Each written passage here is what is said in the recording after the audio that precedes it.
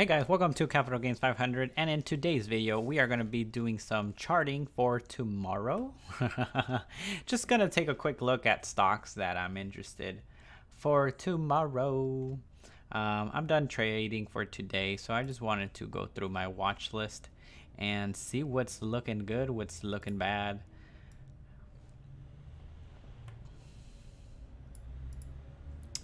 I have two screens open, one screen, there we go.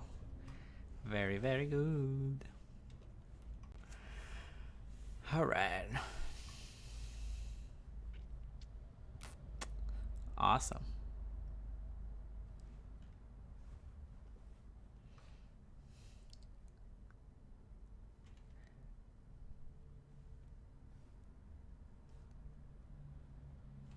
So what are we looking at right now? Okay.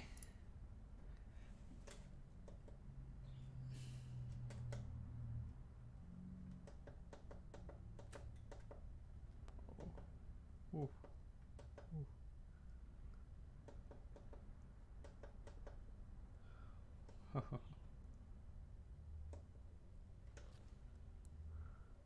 Whoops. All right. So today Baba is down almost 1% or $2. And I'm seeing Baba continuously to go down. I don't think it's gonna hit its huge huge support until we probably tag the 200 EMA. So that's why I have these lines right here at the bottom at 247 and 250. I think that's going to be a strong buying point for people before they really start considering Baba again. Baba's in the news because it's having problems in China due to Jack Ma and his allegations with the Communist Party. That doesn't sound great, right? That's so sad. Yeah, we're still having problems in China. So I'd probably stay away from Baba personally. Not going to purchase anything because it could go lower. Like we could get worse news.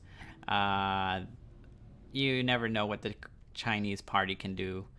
Can they break up Baba and their interest in Ant Financial?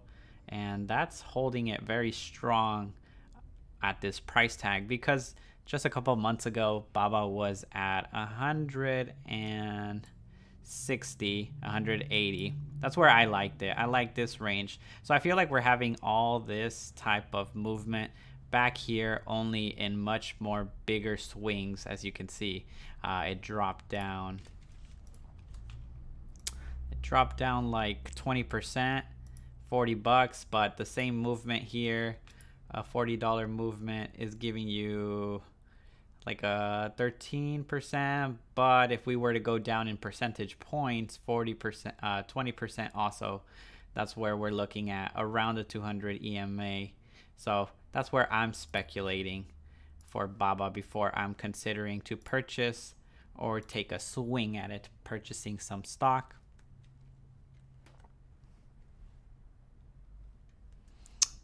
Other than that, it's interesting. It's interesting. What can Baba do? The Chinese gambling market versus U.S. gambling market. What investors need to know? Online and sports gambling has been booming in the U.S. But what about China? The Chinese sports lottery allows Chinese gamblers to bet on international soccer, basketball, baseball. Together with these two lotteries, generated $60 billion. The illegality of online gambling in China was clarified in 2005. That was Supreme Court. Nice. Okay. Is it crooked? I don't know. Are they listening to me right now? I don't know. I'm a little scared now that I said that. But anyway, Baba. I'm just gonna actually embolden this support line. So I would like Baba to come down a little bit more. The only reason I would start buying it in the upside is if we were to pass this huge support and resistance right here, because that's where we initially took off back in August. So I would like it to cross over before I'm considering purchasing myself. Other than that, The volume, even though it's showing that we have huge volume, it's actually moving pretty slow throughout the day. I think the volume's really coming from just people who can't take it anymore and just sell and sell and sell slowly throughout the day. Because buyers are not stepping up. They really are not. Maybe right here they thought this was a good bounce, dead cat bounce, and then we really cut through it. Came down, came down. Next up is Amazon. How are we looking for Amazon? Amazon has been in a wedge for quite a while. I think for it to go to all-time highs, 3,400, 3,500, 3,600, we're going to need a huge catalyst. As we know, vaccine news came and everything. I believe it helped pop up the stock to 33 before drifting back down all the way to 3,000, 3,100. And it's not, again, it's a lot of volume, but not a lot of price action. What can we do? What can we do? Well, if long term, it's great. Huge gains, hard to see. I think for a great run in Amazon, we're gonna need a split in the stock. That way people get excited on it.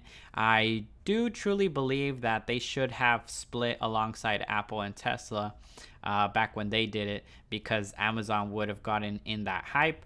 Probably the price tag, if they would have done a 5-to-1, what are we looking at, $600? Maybe they could have done seven stock split,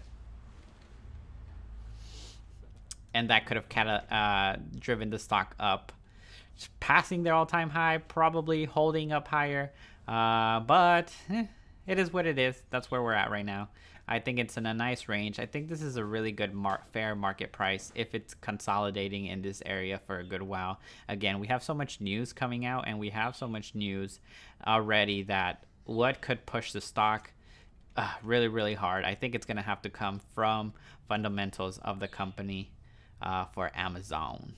But as of today, it's down $20. Not huge.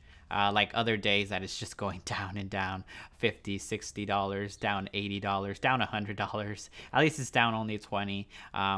Good buying opportunity long term, just buying and buying some, or fractional shares depending on your brokerage. But next up, we have AMD. AMD has been also in a wedge. I have these two support and resistance, just to give me a range once it does come in. How are you recording? Oh, I'm streaming. Are you really? Yeah, look. What do you mean you're streaming? Huh? What do you mean you're streaming? Oh, but I don't have a webcam. Whoa, Elias, hi. So they can't see you? No, I'm anonymous.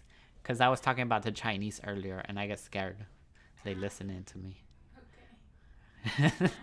But as long as they can't see me, I'm okay. Because I was like this, and I was like, it says live chat. Oh, wow. AMD looking good too. I like AMD. Finding its price.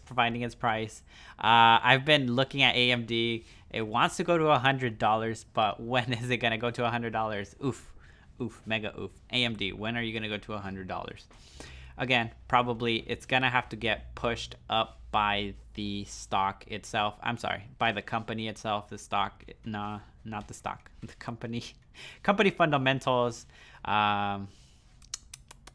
People like it, but I feel like I don't understand why all the hype died out. Like so much hype, and now consolidating. Good thing no one wants to sell. Wait, maybe bad thing, because I would like to short this thing.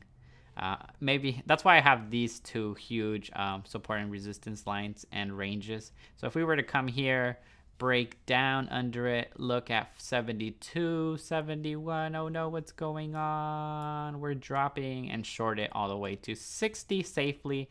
It could probably go down to 655, but there's no reason for it to go down right now. Like, again, a lot of the where it's at.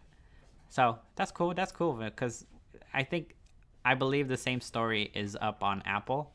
If we take a look, Apple announces lower commission for small businesses. That's nice. Very nice, Apple.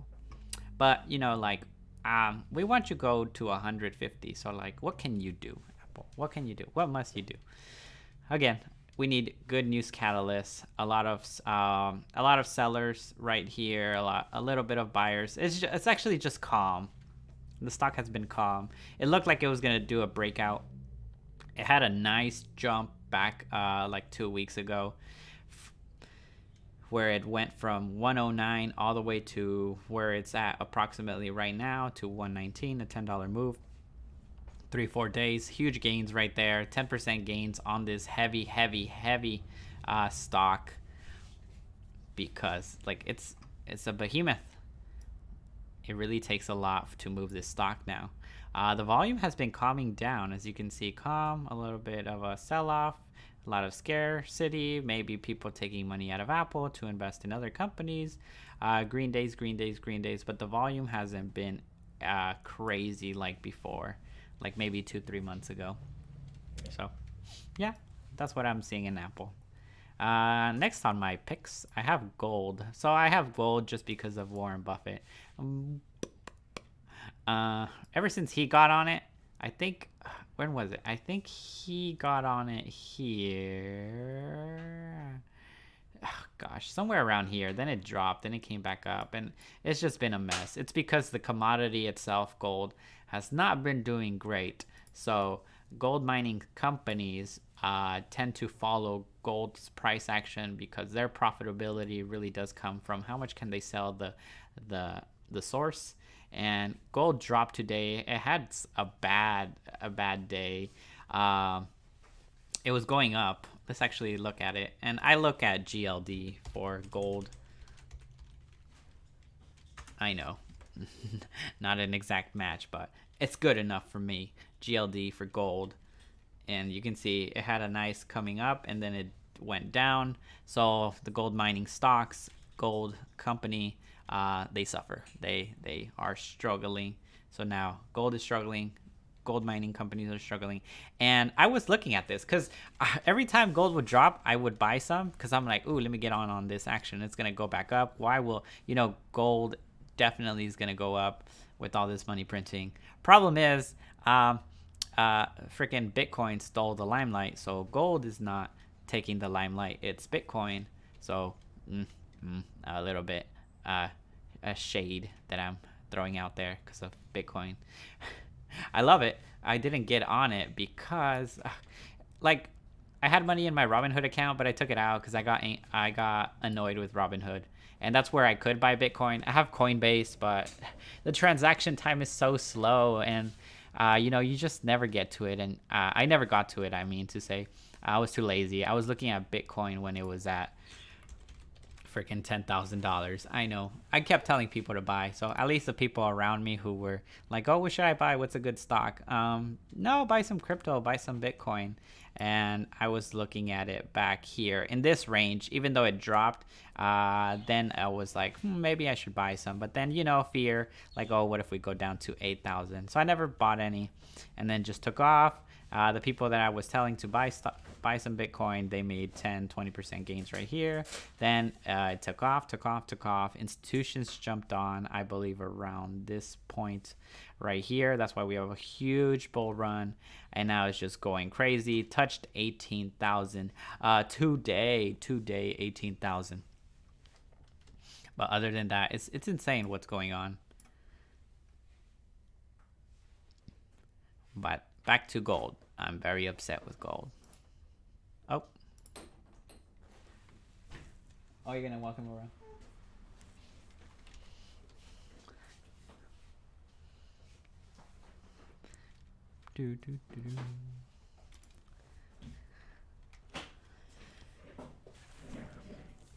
And now we have DraftKings. I'm a little upset with myself because I knew I wanted to get a swing at DraftKings. I believe I did not, because after this, I started looking at different stocks. The volume looked really, really weak. It popped off overnight, as you can see, but it sold off in the day. Any point right here under my black support and resistance line was entry, mainly because it's up. Like, DraftKings is up. Their earnings came back not as bad as people expected. Did pretty good. It's okay. I think DraftKings can keep pushing up to around $50 to $55. I think that's a fair price in DraftKings. But essentially, it's hard to tell what's going on right now in the markets, like what sectors really deserve the money. DraftKings, I think where it's at right now, it's fair pricing. Anywhere you can get in for long term, probably good pricing before it continues to make another bull run. We're gonna need huge earnings. We're gonna need really good earnings to pop this stock up all the way to 60 once again. But that's why I think 50 to 55 is gonna be a high range for this stock. But that's why if I was to take a long position anytime right here and holding it quote unquote for 1 month out, it'll probably hit this price tag. Long term, I feel like we're gonna go up and down. I personally am thinking DraftKings in the long run, like maybe in a year or 2 years, it's really just gonna be in this price range. Like people might get upset with it that it doesn't go higher. And again, it's because of their market cap. It's so big. It's in order for it to continue to justify larger market caps, it's really gonna have to show we're getting more users on our interface. We're making a lot of money. But even that, if today, if when they reported earnings, it was beating it, made a profit, I think the stock would have shot up easily to 55 to the $60 range. And then before people got FOMO, they would shoot it back up to 65, and its range would be this. But I feel like this industry, the gaming industry, even though I was very, very bullish when the stock market crashed, because you just want to pick some companies that people want to go to for fun and leisure from the comfort of their home. These were big winners, and they certainly were. DraftKings certainly was. Like if you would have picked it up in the crash, $13, $14, $15, $20, you'd be really, really good right now. If you were taking trading positions and just going long, and you would have gotten stopped out around here. A great profit margin right here. But that's why I think this is just where we're going to be swiveling up and down. A little bit higher highs, a little bit lower lows. And that's just going to be through the next couple of years. Again, that's just my prediction on DraftKings. FedEx. We have FedEx right here. And I've been very bullish on FedEx. I kept buying the dips, but I would buy the dips and freak out because the next day it would continue to go down. And I'm like, But I wanted this price range right here. This was my range of buying 250 to 253, 255, but it never really touched it. It found support at 258 to 260, and it's making higher lows. And is it ready to blast off again? Maybe. I think if they report great earnings, and I really think they really should, because everybody's shopping online. Delivery fees are going through the roof. I know I run a little e-commerce store for myself, and shipping is a pain. Like they're really killing into my own profits of small business, and I understand why. Like honestly, their business model of having to like deliver so much, and you're like, if you send a little thing, they still have to take it all the way to wherever you say. So that's why they want to justify you paying $5-6 for a product like myself that I tend to sell for $7, $8, $9, $10 and still pay more than 50% in shipping. Like that's crazy. But for that reason, that's where they make big money. And can they be very, very profitable in the next quarter? I do believe so. Q4. Shooting this stock finally up to $300. Very, very possible. So put FedEx on your watch list. I think if it was to retrace back to 275, that's going to be like the last buying opportunity before we start shooting back up to 300, and then staying in that range. Really, really high evaluation. Might slow down for Q1 and Q2 back in coming into 2021 if consumer habits start dropping and people start spending less, cutting back down, trying to recover from this hit of the Rona. We'll see what happens. Come on, FedEx. But right now, give me a buying opportunity to go long. I'm going to keep it on my watch list. Create an alert. Let me put an alert. Go under this so I can position.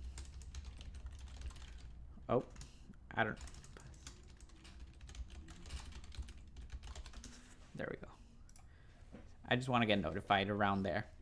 I think that's a great price. If it just keeps going up and up, I do feel like there's two scenarios. The second scenario is it would go up, but then it would go down and test this support and resistance lines of the highest highs of the wicks.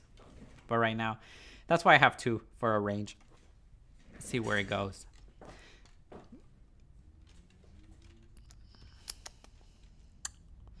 And I think I'm just gonna do one more for this video live stream, so I could try to publish it as a video also. Okay, so we have SLLR Solar Company. Nice wedge. I think I'm personally gonna take a swing position. I'm gonna have to wait till tomorrow though, because my funds are not settled in my cash account. I finished my trading today. It looks like it's ready to pick up. It's been touching right here back in what's this, 11 November, at the start of the month. It almost touched the 50 EMA, and now it's in this nice huge support. And you know, solar's going to do really, really good 2021, 2022, 2023, in my opinion.